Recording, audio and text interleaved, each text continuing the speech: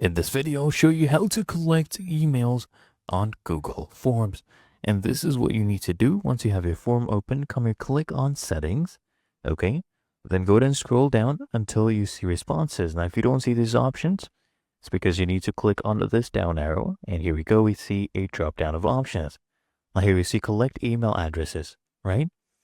So you need to click on this and make sure you either click verified or responder input. Now, verified will be for people who need to sign in with their Google account to enter a response. Responder input will be for people to manually input their email response. These are not verified. Make sure you choose verified. That is what I suggest. And I'll show you right here. We have responses. I have 2 email responses right here with their answers. Now, what I usually do is I do view in Sheets.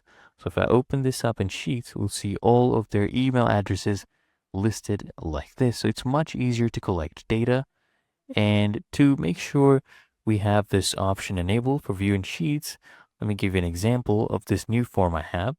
You come here to responses and just click on link to Sheets and then click on create a new spreadsheet and then go ahead and click on create and it will open up a spreadsheet in your drive. Okay, and this will save all the responses. And it's really that easy and simple.